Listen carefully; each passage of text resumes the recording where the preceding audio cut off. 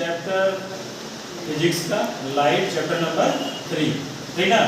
हाँ, chapter 3 light. तो light पढ़ने से पहले हम समझेंगे कि पृथ्वी पे वो कौन सा सबसे बड़ा सोर्स है, which is the source of light. तो सोर्स ऑफ लाइट जो पृथ्वी पे है दैट इज द सन। सन ही एक ऐसा सोर्स है जिससे पृथ्वी पर पूरे पृथ्वी को उजाला प्रदान करता है।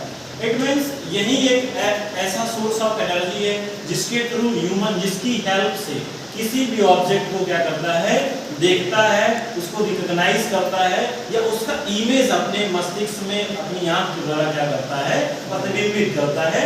तो वो चैप्टर हम लोग आज क्या करेंगे, पढ़ेंगे, सोर्स ऑफ लाइट।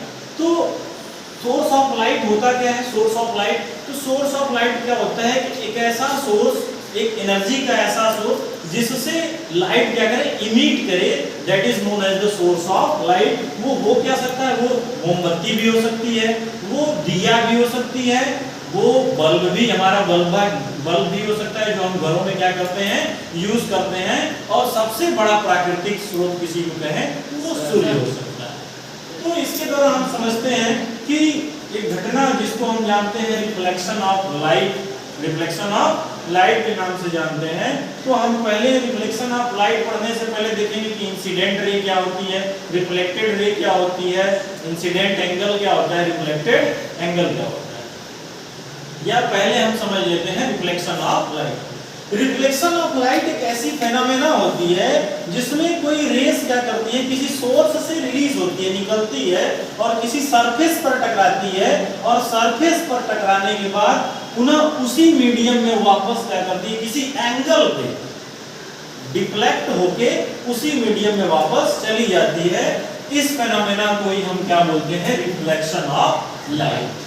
इस फेनोमेना में, रिफ्लेक्शन ऑफ लाइट के फेनोमेना में हमारे पास क्या होता है, हमारे पास एक प्लेन सरफेस होती है जो कि वन साइड क्या होती है, पॉलिश्ड होती है। एक साइड पॉलिश्ड होती है और वन साइड क्या होता है, पूरा प्लेन होता है, and that make the reflection of the light. वही लाइट का रिफ्लेक्शन क्या करता है, बनाता है या करता है। The light ray which is emit to any source and come to fall on any surface that is known as the incident रे।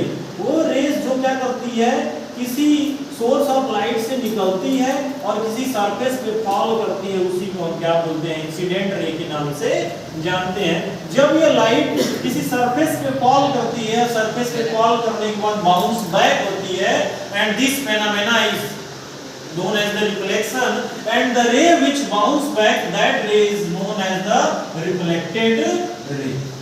Suppose that the point where this light is fall, and from where we are taking the image, draw the imaginary line, and that line is making the 90-degree angle, so that imaginary line is known as the normal. तो इस imaginary line को किस नाम से जानेंगे, normal के नाम से जानेंगे। तब आगे देखते हैं कि what is the angle which is formed between the normal and the incident ray, and the angle which is formed between the normal and the reflected ray. The angle which is formed between incident ray and the normal, incident ray and normal, that is known as the incident angle. Incident angle में जो इसका first letter है, first letter I से exist करता है, इसलिए इस angle को हम, इंसिडेंट एंगल को, एंगल I के नाम से भी जानते हैं। And the angle which is formed between the reflected ray and the normal, that angle is known as the reflected angle. उस एंगल को reflected angle के नाम से जानते हैं। और reflected वर्ड का जो फर्स्ट लेटर है R है, इसलिए इसके एंगल को एंगल R से क्या करते हैं, रिप्रेजेंट करते हैं। तो ये हुआ परिचय किसके बारे में, about the reflection of light. When the reflection of light phenomena happening, it's follow two rules. This rule is known as the law of reflection. इस rule को law of reflection के नाम से जानते हैं। तो law of reflection है क्या, चलिए उसको समझ लेते हैं। तो law of reflection होते क्या है, तो first law of reflection state that incident ray, reflected ray and normal all lies in same plane। कह रहा है कि जो इंसिडेंट रे है, रिफ्लेक्टेड रे है और जो नॉर्मल है, सभी क्या होती है, एक प्लेन में होती हैं। पेन तो जरा समझा देते हैं पेन से कि ये कैसी ये घटनाएं होती हैं। जैसे फॉर एग्जांपल जो हमारी ब्लैक पेन है वो क्या है, प्लेन है, वो क्या है, प्लेन सरफेस है, और इस पर जो हम एरो फर्स्ट पेन रख रहे हैं उसका हेड डाउन साइड है, तो इसको हम क्या बोलेंगे, इंसिडेंट रे, यानी कि ये बता रहा है कि रे आ रही है। और दूसरा क्या है, दूसरा जो हम पेन ले रहे हैं इसका जो हेड है अप साइड है, ये बता रहा है कि ये इस प्लेन से टकराकर वापस उसी मीडियम में चली जा रही है। और तीसरा जो पेन हम रख रहे हैं ये किसको बतला रहा है, ये बतला रहा है नॉर्मल। तो द रे which is coming, suppose that this is the source of energy या सोर्स ऑफ लाइट, यहां से क्या कर रहा है, मार्कर से लाइट रिलीज कर रही है और कहां जा रही है, इस सरफेस पे क्या कर रही है, टकरा रही है, और टकराने के बाद क्या हो जा रही है, रिफ्लेक्ट हो जा रही है। तो this phenomena is known as the reflection of light. इस फेनोमेना को रिफ्लेक्शन ऑफ लाइट के नाम से जानते हैं। जो एंगल नॉर्मल यानी कि ब्लू पेन और इस पेन के बीच में बनता है इसको एंगल ऑफ इंसिडेंट के नाम से जानते हैं, और जो एंगल ब्लू पेन और इस पेन के रिफ्लेक्टेड रे के बीच में बनता है इसको एंगल ऑफ रिफ्लेक्शन बोलते हैं। It means this is the first law of reflection, angle of incident always equals to the second law of reflection, angle of incident always equals to the angle of reflection। लेकिन ये तीनों जो point है वो किसी एक, देखिए एक ही पेन पर है, एक ही पेन में, यानी कि all line in same plane. ये फर्स्ट लॉ ऑफ क्या है, रिफ्लेक्शन। चलिए देख लेते हैं ड्यूल नेचर ऑफ लाइट होता क्या है, ड्यूल नेचर ऑफ लाइट। तो ड्यूल नेचर ऑफ लाइट क्या होता है कि light show the two property, first property show the property of the particle, second property show the property of the wave. Albert Einstein, sir Isaac Newton and Thomas young and de Broglie, all the scientists introduced his experiment about the dual nature of the light, that ki light travel in the form of particle as well as travel in the form of the wave। तो इस ये कौन सी phenomena जो पाई जाती है light के अंदर, वो बताती है कि लाइट पार्टिकल के रूप में ट्रेवल करता है।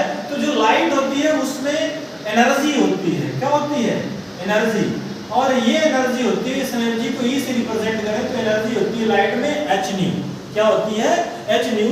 और एच न्यू जो एनर्जी होती है ये होता है मास, ये क्या होता है, मास होता है। और इसका ये जो मास होता है, जो एनर्जी होती है, इसी को हम क्या, फोटोन के नाम से जानते हैं, किसके नाम से, फोटोन के नाम से जानते हैं। और फोटोन होता क्या है, फोटोन को बंडल ऑफ एनर्जी के नाम से जानते हैं। और ये फोटोन एनर्जी होल्ड करता है, एच न्यू होल्ड करता है, इसका रेस्ट मास 0 होता है। जब ये सन से निकलता है और अर्थ तक आता है, जब किसी बॉडी या किसी सरफेस से टकरा जाए तो ये पूरी अपनी एनर्जी उसको क्या कर देता है, डोनेट कर देता है। This is the reason that's why when we stand in the sunny days we feel the hot. यही रीजन है कि जब हम सनी डेज में खड़ा होते हैं तो हम गर्म फील करते हैं, क्योंकि ये फोटोन अपनी पूरी एनर्जी हमारी बॉडी को क्या कर देता है, ट्रांसफर कर देता है। This is the reason, so we can say that कि that's why that phenomena happening behind the reason of this one. तो ये फेनोमेना इस रीजन के हिसाब से, इस रीजन के कारण ही क्या करती है, होती है। And it is a particle, so we can say that light prove that particle nature। And second nature, when light pass to any hole, light start to bend. Einstein says that when light pass to any hole, cross any hole, light start to bend, and this phenomena is the not phenomena of the particle, this phenomena is the phenomena of wave। From here it is prove that light carry two things, some masses and bending nature passing through the air wave, so it follow the dual character। First one it has characteristic of particle as well as the characteristic of the wave।